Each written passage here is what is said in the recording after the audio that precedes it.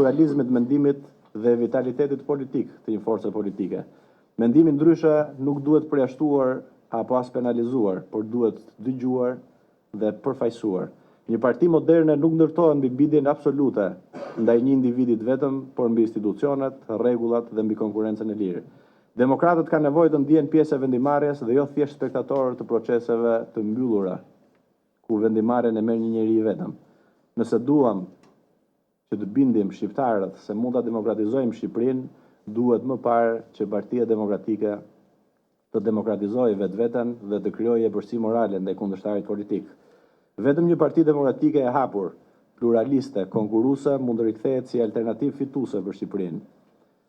Dhe kjo betejë që ne dhe personalisht e kam bërë për 6 muaj me radhë, nuk është një betejë për një karrike.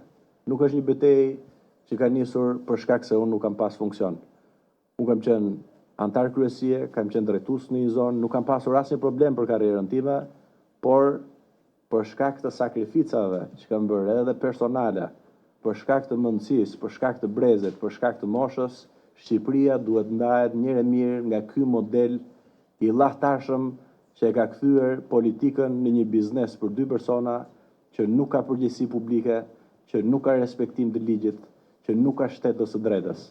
Pra nëse Edi Rama nga një anë ka vendosur në vullnetin e tij personal të nënshtruar të gjithë institucionet e Republikën e Shqipërisë, nga ana tjetër Partia Demokratike nuk duhet lejonte që një individ i vetëm të bëjë të njëjtën gjë në parti. Demokratët nuk e kanë lejuar, e kanë braktisur këtë farsë. Institucionet e brendshme të Partisë Demokratike kanë rënë një pjesë e madhe e tyre edhe për shkak të lejeve që kanë marrë. E thash dje për rastin e një prej antarëve të ajo quhet gjykata e partisë, Komisioni i Apelimit, që pasi më thanë që ora do ta çosh atë zyrtarisht, kam dërguar një shkresë në parti, por nuk ka, edhe ju e dini që nuk ka asnjë shkresë formale, qoftë për përjashtimin nga kandidimi, qoftë për përjashtimin nga partia. Pash që një prej antarëve aty kishte marrë një 5-6 shkulla. Tani do më gjykoj ai që ka marrë 5-6 shkulla nga Rama, do gjykoj mua që kam bërë një vit burg për shkak të përballjes me Ramën. Do ja u them, se do dalë edhe në terren, unë do t'i denoncoj këto, po sot janë për farsën. Dhe do ju faktoj që jemi në regjimin Rama-Berisha. Sali Berisha është komardarja e shpëtimit e Edi Ramës. Në 2 javët e fundit parlamentare është votuar PSD sikur të jetë bashkëqeverisje. Partia Demokratike, për shkak të hallit që kishte Berisha, se nuk e mbështesin demokratët, u detyrua të votojnë në parlament 2 herë të bashkojë votat me Edi Ramën. Së pari, narrativa e Partisë Demokratike është që këtu jemi në autokraci. Dhe që Partia Demokratike, po ashtu, në narrativën e saj, ka që Shqipëria duhet të hyjë në Bashkimin Evropian me merit, duke forcuar institucionet, duke krijuar një shtet ku ka barazi para ligjit, ku sundon ligji. Dhe sa po flitet që Edi Rama ka probleme me shtete antare në Bashkimin Evropian dhe nuk po kalon i bari, Partia Demokratike vetë i bashkon votat. Sa po Edi Rama del edhe flet titurret spakut nga takimet publike, Partia Demokratike shkon edhe bashkon votat që Komisioni Xhafaj të shkojë edhe të bëjë këtë kontrollin fshatar punëtor në për gjykata, në për institucione tjera, por të gjithë hallin e kanë te spaku. Dhe të shpresojmë që mos jetë ky presion që ka bërë që spaku për këtë periudhë kohe të jetë pak më i trequr. Partia Demokratike nuk është vetëm Sali Berisha, është shumë e madhe se çdo individ. Është më e fortë se çdo politik i krijuar ndër vite. Brenda Partisë Demokratike ekzistojnë 2 frymë, 2 qasje dhe 2 vizione për të ardhmen e opozitës shqiptare. Kjo nuk duhet parë si dobësi, por si realitet politik që duhet pranuar dhe menaxhuar me maturitet demokratike.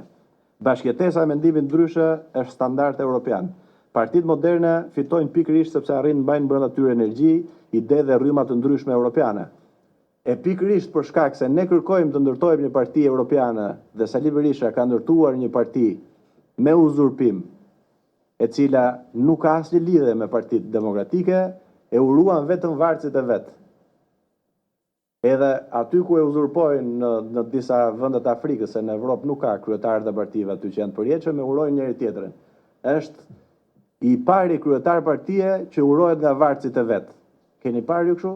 Njëre urojnë kur vend votojnë, njëre urojnë kur mbaron votimi. Po çka ka aty për të uruar? Ai ishte në vitin 90, ai është vitin 2026. Urim për çka? Dhe pjesa tjetër ishte pasaj që fishek zjarret që odhi Edi Rama për shkak të zgjedhjes së Sali Berishës. Sapo u konfirmua uzurpimi, plasën fishek zjarret nga parlamenti për festën e madhe me të drejtë që ka ai sa herë që do psohet opozita. Problemi ka nisur në themel. Njëra palë në këtë rast, Sali Berisha kërkon ta zgjesojë plotësisht çdo mendim në Partinë Demokratike që kërkon një parti demokratike fituese. Shikojeni pak njerëzit fitues në Partinë Demokratike.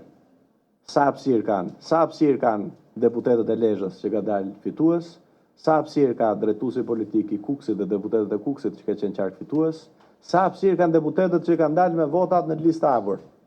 Kanë thuajse zero hapësirë. Përfaqësimin në emër të Partisë Demokratike e kanë humbsat serial që kanë që në 2013-ën që humbin në çdo palëzgjedhje kundër Edi Ramës. Demokratët besojnë se vetëm një parti demokratike pluraliste, ku ka vend për debat, për konkurrencë dhe bashkëjetesë politike, mund të rikthehet si shumicë qeverisë në Shqipëri. Demokratët nuk kanë nevojë për uniformitet artificial ku varcat urojnë shefin. Ka nevojë për unitet mbi parime, standarde dhe duke vendosur një objektiv të përbashkët për të fituar ndaj qeverisë Edi Ramës.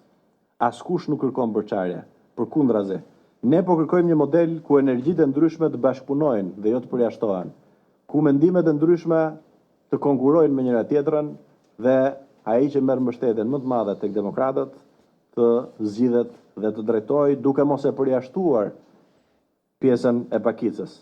Nëse Partia Demokratike vazhdon të identifikohet vetëm me konfliktin, akmarrjen dhe me izolimin politik, ajo do ta ketë pamundur të zgjerohet tek qytetarët gri dhe tek brezi i ri, të cilët në zgjedhjet e fundit votues për herë të parë që kishin mbushur moshën në 4 vjeçaren e fundit 220.000 e braktisën duke mos shkuar që të votojnë. Po flas për qytetarët që kanë qenë në Shqipëri, derisa pjesa e emigracionit. Shqipëria ka nevojë për një opozitë të madhe, moderne dhe gjithëpërfshirëse. Kjo nuk ndërtohet duke mbyllur dyert, por duke i hapur ato, duke dëgjuar çdo pjesë tjetër të opozitës që nuk përfaqësohet në Partinë Demokratike, qofshin aktorë shoqërisë apo parti politike që nuk bashkohen dot për shkak se pengesë është Sali Berisha.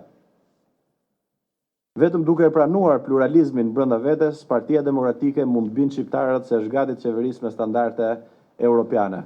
Duke prodhuar farsa, fatkeqësisht do të përballemi në zgjedhjet e tjera me disfat. Dhe ky ka qenë, po themi, motivi dhe ky është interesi im që Partia Demokratike të jetë fituese. Nëse ne nuk reagojmë sot, do të jetë shumë vonë nesër. Dhe cili do të jetë përgjegjës përpara qytetarëve. Pra ky është një fakt tani më. Po e le prap live, shikoni se sa hyn edhe dalin, do ta nis, po e përsëris, do e unis videot e monitorimit të qendrave të votimit me link që cili do që ka kohë ta ndjek gjatë gjithë orëve të procesit votimit se sa kanë votuar, dhe ky është një proces i rënë. Pra atë që kam thënë që në nisje, që është uzurpimi i Partisë Demokratike, edhe me këto elementët që kanë dashur t'i bëjnë po vetë, kanë rënë brenda. Pra jemi në kushtet ku regjimi Rama Berisha vendos thundrën gjithandej. Njëri prish zgjedhjet e përgjithshme, tjetri prish zgjedhjet në parti.